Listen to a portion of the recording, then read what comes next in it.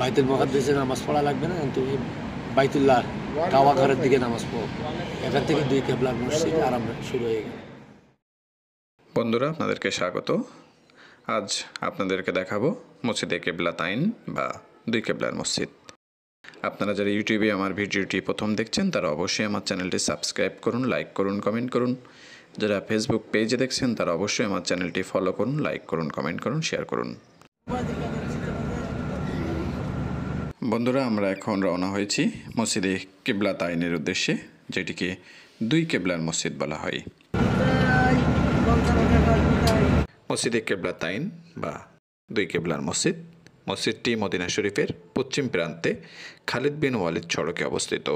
বনু সালামে অঞ্চলে হওয়া সুবাদে এই মসজিদের প্রথম নাম ছিল মসজিদে বনু সালামা। মসজিদে কেবলাতাইনের ইতিহাস ঐতিহাসিক ঘটনার সাক্ষী। বন্ধুরা, সেটি আজ আপনাদের সামনে তুলে ধরতে চাই। এই মসজিদের নাম মসজিদে আল কেবলাতাইন, যার প্রথম কেবলা ছিল আল আকসা মসজিদের দিকে। পরবর্তীতে আল্লাহর নির্দেশে হযরত মুহাম্মদ সাল্লাল্লাহু আলাইহি সাল্লাম কেবলা পরিবর্তন করে কাবার দিকে করেন। মসজিদে কেবলাতাইনে নামাজ আদায়ের সময় কেবলা বদলের আদেশ দেওয়া হয়। নামাজ পড়তে দাঁড়িয়ে ওহী পাওয়ার পর নবী করিম সাল্লাল্লাহু আলাইহি সাল্লাম মসজিদে আকসার দিক থেকে মুখ ঘুরিয়ে নামাজের মাঝখানে মক্কামুখী হয়ে নামাজের বাকিটুকু সম্পন্ন করেন। এজন্য এই মসজিদের নাম কেবলাতাইন বা দুই কেবলার মসজিদ। বর্তমানে মসজিদের ভেতরের মূল অংশ অক্ষত রেখে চারদিকে দালান করে মসজিদটি বাড়ানো হয়েছে।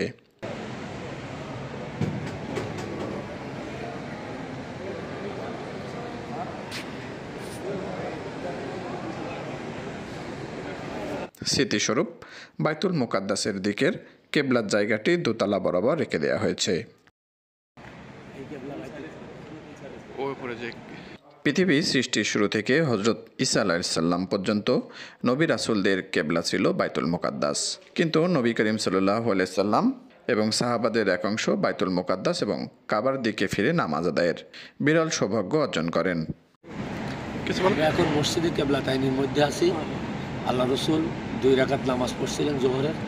এই জোহরের নামাজ 2 রাকাত পড়া হয়ে গেলে আল্লাহ তাআলা আয়াত নাযিল করলেন যে আকাশের দিকে উনি বারবার তাকাচ্ছিলেন, কিন্তু আল্লাহ তাআলা আয়াত নাযিল করলেন যে তখন আল্লাহ তাআলা বলে দিলেন যে আর তোমার বাইতুল মুকাদ্দাসে নামাজ পড়া লাগবে না, তুমি বাইতুল্লাহ কাবা ঘরের দিকে নামাজ পড়ো।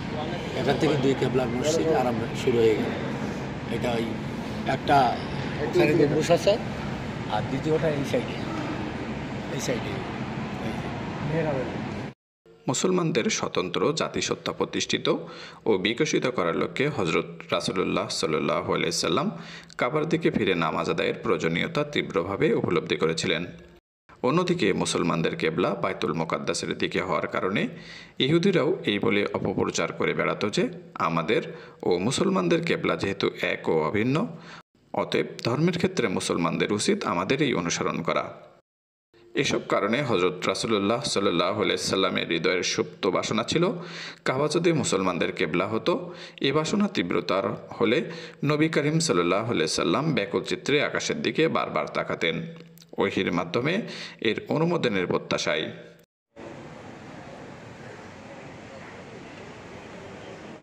হিজরি 3য় সনের শাবান মাসে মতান্তরে রজব মাসের মাঝামাঝি সময়ে হজরত মুহাম্মদ মুস্তাফা সাল্লাল্লাহু আলাইহি ওয়াসাল্লাম বেশ কয়েকজন সাহাবী নিয়ে হজরত বিশর ইবনে রাবাহ রাদিয়াল্লাহু তাআলার দাওয়াতে যোগ দিতে নবু সালামায় পৌঁছে জোহরের নামাজ মতান্তরে আসরের নামাজ আদায়ের জন্য মসজিদে তাশরিফ নেন। নামাজে ইমাম ছিলেন হজরত মুহাম্মদ মুস্তাফা সাল্লাল্লাহু আলাইহি ওয়াসাল্লাম আর মুত্তাদি ছিলেন সাহাবায়ে কেরাম। দ্বিতীয় ও তৃতীয় রাকাতের মাঝামাঝি সময়ে নবী করিম সাল্লাল্লাহু আলাইহি সাল্লামের আন্তরিক ইচ্ছার বাস্তবায়নে হযরত জিবরাইল আলাইহিস সালাম ওহী নিয়ে অবতীর্ণ হন। ওহীতে বলা হয়, قد نرى تقلب وجهك في السماء فلنولينك قبلة ترضاها। যে বারবার আপনি আকাশের দিকে তাকাচ্ছেন আর আপনাকে বাইতুল মুকাদ্দাসের দিকে মুখ করে নামাজ আদায় করতে হবে না, এখন থেকে আপনি কাবার দিকে মুখ করে নামাজ আদায় করবেন। তখন 2 রাকাত নামাজ আদায় করা হয় বাইতুল মুকাদ্দাসের দিকে মুখ করে, আর 2 রাকাত নামাজ আদায় করা হয় কাবা শরীফের দিকে মুখ করে। যার কারণে এই মসজিদটাকে মসজিদে কেবলাতাইন বলা হয়। দ্বিতীয় হিজরি মোতাবেক 623 খ্রিস্টাব্দে বনি সালামা অঞ্চলের মসজিদটি হজরত মোহাম্মদ মুস্তফা সাল্লাল্লাহু আলাইহি সাল্লাম ও সাহাবারা নির্মাণ করেন। পরে খলিফা ওমর ইবনে আব্দুল আজিজ রহমতুল্লাহ আলাইহি 100 হিজরিতে মসজিদে কিবলাতাইন পুনর্নির্মাণ করেন। বন্ধুরা, সৌদি আরবের আরও জানা অজানা তথ্য নিয়ে আপনাদের সামনে হাজির হব। আপনারা যারা আমার ইউটিউব চ্যানেলে প্রথম, তারা অবশ্যই আমার চ্যানেলটি সাবস্ক্রাইব করুন, লাইক করুন, কমেন্ট করুন, শেয়ার করুন। যারা ফেসবুক পেজে দেখছেন তারা অবশ্যই আমার পেজটি ফলো করুন, লাইক করুন, কমেন্ট করুন, শেয়ার করুন। ধন্যবাদ সবাইকে। আল্লাহ হাফেজ।